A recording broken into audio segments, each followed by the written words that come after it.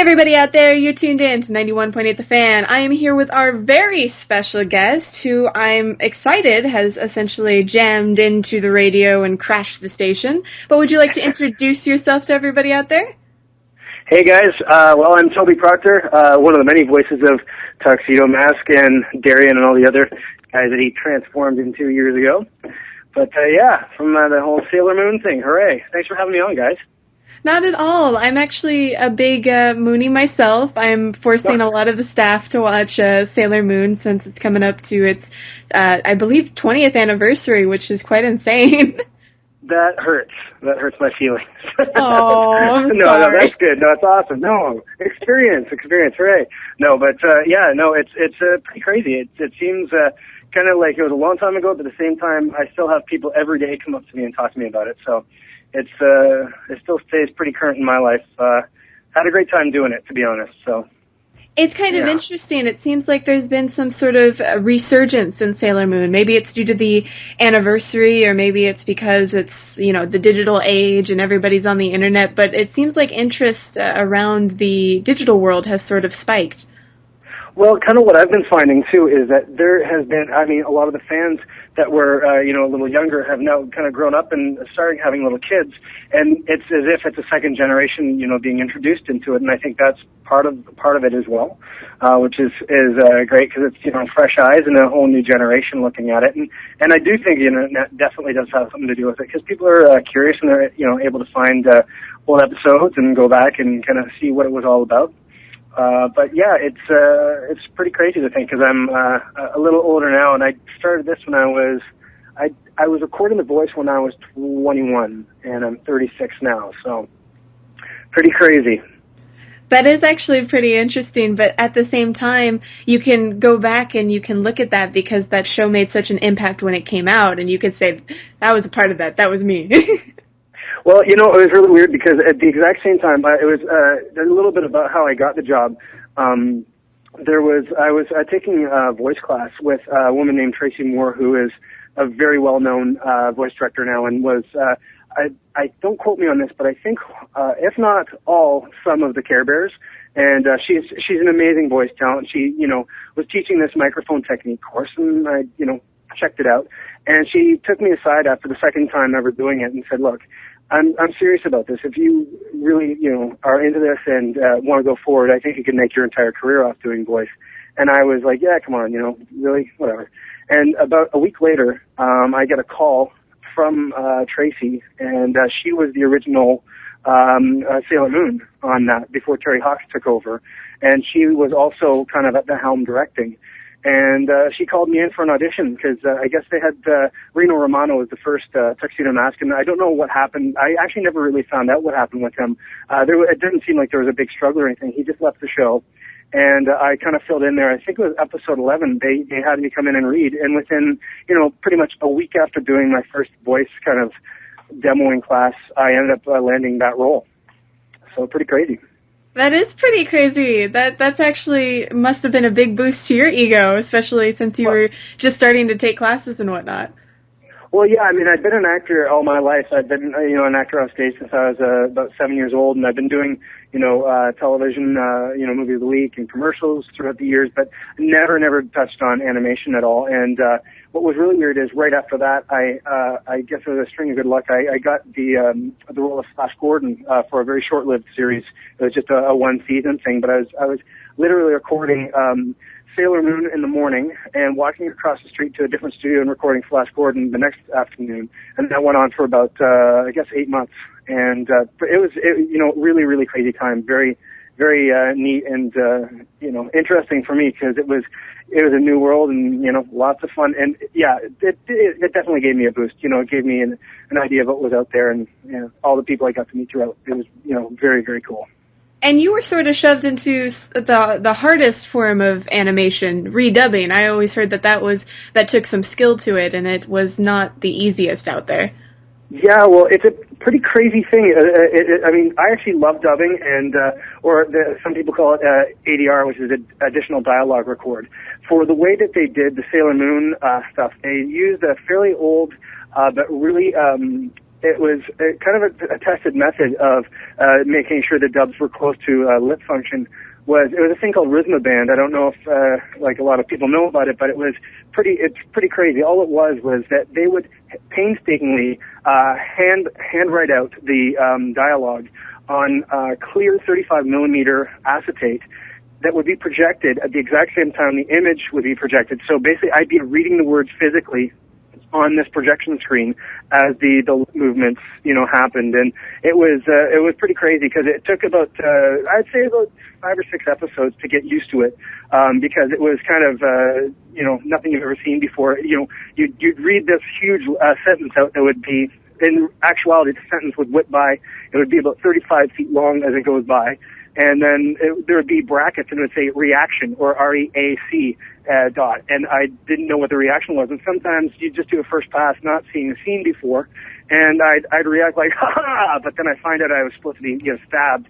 So that, it didn't, sometimes the reactions didn't match. We'd have to go back and cover them. So pretty cool process. It was, definitely had a few laughs for sure. And now I've heard from other interviews with Sailor Moon voice actors that they were going really fast with those episodes. It wasn't slow and steady. It was just boom, boom, bang, bang. Oh, yeah. No, it was crazy. I would walk in there. Most times you don't get the script beforehand. You always go in for pretty much any job. You get given the script. And we were doing it alone in the room, so I never acted with anybody else on Sailor Moon. It was always one-on-one kind of thing. It was crazy. We would do sometimes 2-3 episodes in a sit, and just whip through them. And sometimes I think there was one time that I can't remember exactly what happened, but I think there was something that they changed on network, or they needed something, or a line was dropped. And it was a Friday night, and I got called by the producer saying, "What are you doing right now?" I said, "I don't. What do you mean? What right now?" I said, "Well, yeah, seriously, like, what are you doing right now?" I said, "I'm at home. I'm eating." And I said, "Well, can you hop in a cab, get here right now? We dropped the line. We need you to come to the studio and record really quickly because it goes to air tomorrow." So, that didn't happen all the time, but it did happen once in a while. It was pretty crazy, the amount of work that was behind it. I mean, the people that were driving it were, very, very, very hardworking, and, the directors, Terry Hawks and Roland Parliament were awesome, so. Now, obviously, when you started the show, were you aware of what anime was? No, I had no idea. And it's funny because I had Flash Gordon and Sailor Moon all at the same time. Everybody's like, "Oh, that's, Sailor Moon thing. What is that?" I said, I don't even know yet. I literally just got the job, but everybody knew who Flash Gordon was. So there was this kind of, pre-laid, thought that, oh, well, it's going to be, Flash Gordon for sure is going to go. This other one, no one knows what it is. Flash Gordon tanked, and then next thing I know, I'm seeing little kids around me on the street wearing backpacks, and I'm looking, and I'm like, whoa, wait a second, that's my character. And I was like, holy cow, really cool, because it went, I believe the first year it did quite well, and, went all over, and I ended up, having the pleasure to go travel and do some signings at conventions, which I absolutely loved doing. It was a real treat. But yeah, that going to the conventions is what opened up my eyes about the whole anime thing and how detailed and how passionate the fans were. That must have been sort of surreal to realize you were like the heartthrob of 10-year-old girls. Yeah, it's always weird, when you have your friends telling you that, that they used to watch you in, school or whatever, and then they find out too, and, it's like, hey, why are you reacting that way? It's, it's pretty cool. I don't know. And then, actually, a male friend of mine he's a goldsmith up here, really, really great guy, and he admitted to me that he went as Sailor Moon for Halloween, so when he was a little kid. So, it's all over the place. It was pretty funny to watch, and, even to this day I have people who, find out, or, there's like references about it that come up, and, I get called about it. It really does surprise me that it still has, the life that it does. It's pretty crazy. Well, I'll admit immediately that I also went, I think I was 10 or 9, and I was Sailor Moon for Halloween. I still have my Sailor Moon wallet, and so on and so forth. So you can count me in with all the fan base there on that one. Oh, that's awesome. A good buddy of mine who's, his name's Aaron Douglas. He's on the show Battlestar Galactica. He played the chief there. He's, him and I do quite a bit of traveling together, and we go to cons, Dragon Con and a bunch of other places, and, when we were there, last September, we just did a little game where he'd walk around and point out who, people dressed as him and then people dressed as Tuxedo Mask. And we'd have this running tally. Of course he won because this show is way more current. But, it was just really cool just to, to see that still, exists. And, once in a while someone would, tell them that, I did the voice and they'd want an autograph or a picture. And I was like, more than happy to do it because really, I mean, it was a pretty lucky thing to happen to me, and I'm sure anybody would feel the same way if they're in my position. So, do you ever wonder to yourself, or do you ever think that you've pinpointed what exactly made it popular? I think there's the people, the hardcore anime fans will always be there regardless.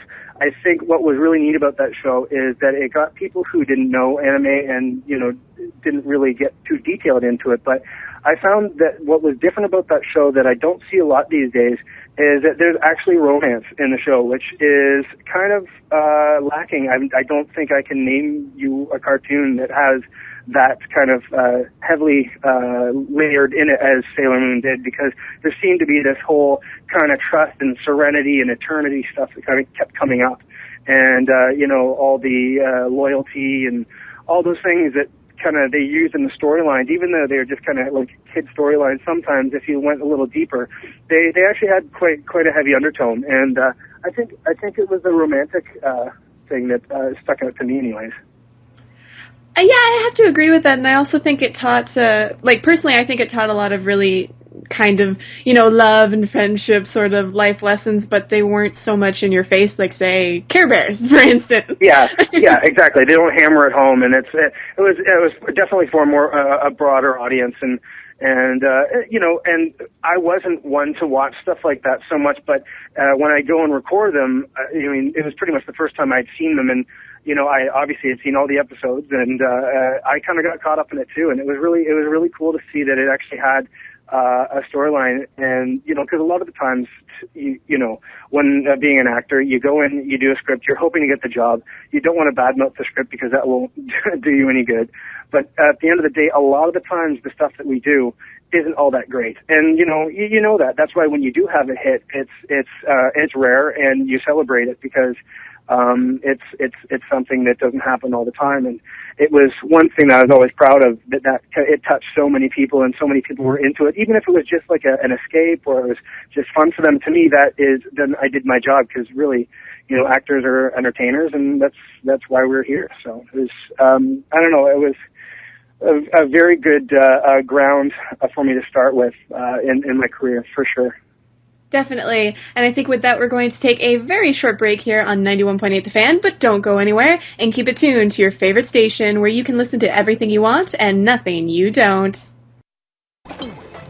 Oh, golly, I'm bored. Have you considered listening to some music, Mr. Ooze, sir? It's time to pay the piper. As fun as destroying the command center may be, sir, might I suggest 918 The Fan? Lots of amusing teen DJs and the like. A teenager with a big mouth.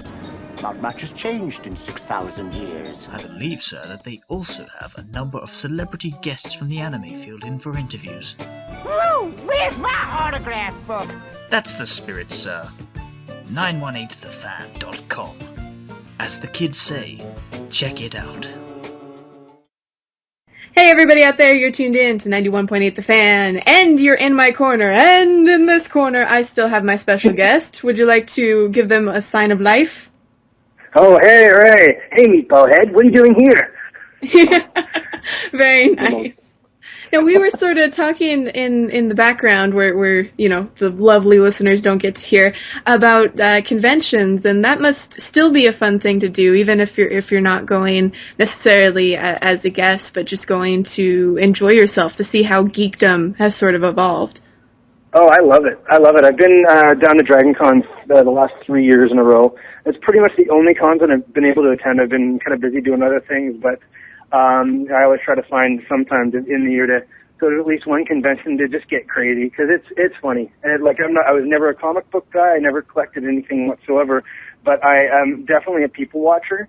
And I don't think there's any other place in the world that's better than a convention, because it's just, you see the craziest things, and also the nicest people. It's just amazing. So yeah, it's very, very cool. I love conventions. I'd love to do them again. Honestly, it would be wicked to go and see what's out there. But yeah, it's a lot of fun. You can get into a lot of trouble. That's for sure. And you might meet a creeper or two. You always gotta be careful about that one. Yeah. Oh, no bad trouble. Just like money. You spend so much money picking up merchandise that you wouldn't normally be walking out of a store with, but then next thing you know, you have a giant, lizard that someone molded, and you thought it'd look cool on your mantle. So. Oh, I'm terrible with that. I collect action figures. Yeah. Oh, I don't collect action figures, but if something looks neat, I'm gonna get it. Well, high five. We're in the same boat on that one. Yeah. Now, I'm kind of curious because we would like to know a little bit more about your most recent work. Could you tell the listeners about projects that have recently came out, or projects that you can talk about that you're working on?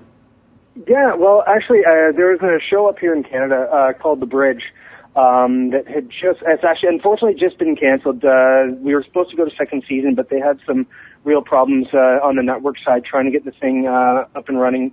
But it was a cop drama, and it was where I met my buddy Aaron Douglas, who I mentioned earlier, the Chief on Battlestar, and he was playing the lead cop, and I was doing a recurring role on it, and I basically played a cop to begin with on the show, and then eventually I ended up. It was never really told how it happened, but I murdered my wife, or my wife got killed by my hand. So whether it was manslaughter or murder, they never really said. But I was sent to prison as a cop, and beaten, of course, because a cop in jail. Pretty good storyline. But yeah, that's kind of the most recent stuff that we were doing up here. And then these days, a lot of the stuff I'm doing a lot of writing. There's some spec series that I'm working on that unfortunately I can't talk about because it's on the cusp. But the other stuff, I do a lot of directing on the side, session directing for casting. So if people come in to audition for commercials or film, I'm pretty much doing that a lot of the times right now. I'm kind of on the back end of the camera, helping people get a job. So it's kind of cool. That is kind of neat, especially because you can rely on your past experiences and use that for that sort of situation. Oh, totally. Yeah, no, it definitely does help because, I'll be able to they'll do a first take, and, if I see something they can just change a little tweak here and there, I give them that information, and if they listen, hopefully they do. A lot of the times, I can get them, at least shepherd them a little closer to getting the role. And it's at the end of the day, it's really cool to know that, out of the, sometimes ridiculously, I can see 500 people in a day by myself. If they're looking for 30 people, I get to, call 30 people at the end of the day and say, hey, look, you got a job. Here's a little bit of money. It's kind of cool. It's a good situation. It's my form of philanthropy. And now I'm kind of curious because animation is so much different. I mean, voiceover in general is so much different from live action. Do you find one easier than the other, or one that you prefer? Oh, I love them both for such different reasons. I love the fact that live action stuff, you never know what you're going to get. You get to where crazy things, drive cars, crash like I do. Sometimes I do stunts as well within. So I get to do like certain things that I'd never be able to do, meet cool people. That's kind of cool on the more kind of normal side of things. On the voiceover thing, what I love about it the most is that you can go in there with a hat backwards, bad hair day, doesn't matter, T-shirt, feel comfortable. You basically walk in with flip-flops, pick up a script, highlight your lines, and go in, say hi to the folks. And they're all like most sessions are with really cool people because let's be honest, it's a pretty awesome position to be in. Whether you're the voice talent or the director or the sound recordist, engineer or whatever, it's everybody's happy to be there. So it's always a great environment to be around. So, it's really tough to say, but I mean, the voice work is so quick and dirty because you can go in, say 1:00 and finish a full prelay episode by about 3, and then go buy yourself a coffee and like, what? How do you call that work? It's pretty cool. I gotta say, I love the don't have to get really dressed thing. I'm in my PJs still right now, so there's my professionalism out the door, but... Hey, no worries. I'm wearing bunny slippers right now. I'm not. I'm just joking. But yeah, you'll never know. But yeah, it's for that reason, it's really cool because you get to, just be crazy and be yourself. I think it's the only time that it's okay to be in a padded room and being, yelling and stuff because they at least record you and it means something. Oh yeah, there's no straight jacket. No, you need to use your pencil once in a while. That's why. But yeah. I'm sort of curious though for your fans and the listeners out there who want to know more about you. Do you have any places on the internet that you let fans know what's going on, like a Facebook, a Twitter, website, anything like that? You know what? I'm getting to it. I'm not one of these guys that really likes to heavily promote myself on the web right now because I like basically to kind of have my agent handle everything. And as far as like kind of the social media thing, I have 2 young daughters, and I'm just kind of busy with. I have a 5-week-old and a 2-year-old, both girls, and it's pretty. It keeps me on my toes. So any extra time that I have, I don't really find it in front of a computer these days. I find it looking for toys under the couch and and changing diapers times 2. I never thought that I'd have 2 cribs in the house at the same time, but that's how I roll. Pretty cool. But yeah, as far as like the social media thing, I don't really have much going on right now. I do have my Twitter up. I very rarely. I think it's like Toby Proctor. That's it. It's if you search me and add me, I'll totally add you. I just don't heavily promote it just because it doesn't really help me that much. But I kind of like to stalk people on Facebook like everybody else. And congratulations! You said 5 weeks old, yes? Yes. No sleep. I'm completely a walking zombie right now, but it's absolutely lovely. I can imagine. My brother has 3 girls at this point. Yep. So that's crazy. My brother has 3 girls. Oh, that's funny. Yeah. Apparently, my brother and I are girl makers, and I'm fine with that. Luckily, he's a cop, so we have at least 1 gun in the family. So comes when they're about 16, 17, we have some something against these boyfriends. I don't know what I'm gonna do. We'll see. Having 2 daughters. What was I thinking? My brother isn't a cop, but he does go hunting, and he does have hunting rifles to scare away possible suitors. Somehow I think the hunter's a bit more dangerous than the cop. Yeah, because he can get you at long range. That's crazy. That's true, and he can get like elephant ammo or bullets or whatever it is. I don't know anything about that, but I know I'm not going to date your daughters now. Forget that. Now I'm kind of curious, since we're nearing the end of this interview, if you'd be willing to participate in a 91.8 The Fan tradition. I would love to. Awesome. We ask everybody if they'd be willing to do a radio bump for us, and we do this live on air, so people get to hear your mess-ups. Oh, man. Here's the pressure. Now, we were wondering if you could say, my name is, you insert your name, I do this, you insert what you do, and you're tuned into 91.8 The Fan. Okay. So whenever you're ready. Take 1. Here goes. All right. Hey there, my name's Toby Proctor. I was Tuxedo Mask on Sailor Moon, and you're listening to 91.8 The Fan. Oh, there you go. You got it. You stuttered there. I felt a stutter. I won't lie. You want to try it again? Cool, maybe, but yeah. All right. If possible, could you try tuned into 91.8 The Fan? Oh, you're tuned into, yeah. Thank you. You got it. Hey, I'm Toby Proctor, Tuxedo Mask, and you're tuned into brutal. Now you got. All right, you got me. I'm making it tricky for you. Take 3. All right. Here we go. Hey, I'm Toby Proctor, Tuxedo Mask, and you're tuned into 91.8 The Fan. There you go. Woohoo! You survived. I can take off my work shoes now. Don't worry. At least you got the numbers right. That's the most important. Well, the big worry is I'm actually dyslexic. So anytime there's numbers or anything, I had to go to the computer and okay, look at the numbers. Don't screw me up. Oh, I can understand that. We get a lot of Californian voice actors, and there's a station there I think called 98.1 The Wave. Oh, no way. And so they hear that all the time, and so they say that, and it's like, well, you almost got it. Yeah. no, it's proved to be a little challenge with the reading sometimes, and that's one thing that I will say is a little crazy, that I never thought in my wildest dreams I'd be reading for a living, because I didn't really do too well in school, to be honest. Not for the better lack of trying. I just because of dyslexia and stuff like that. It was hard in the early days, but I had a good friend of mine say, look, why don't you get the paper delivered to your house every day and just read it through aloud. And I did that for a little bit during the whole Sailor Moon thing to help me out with my kind of eye reading. I was going to say hand-eye. That doesn't make sense.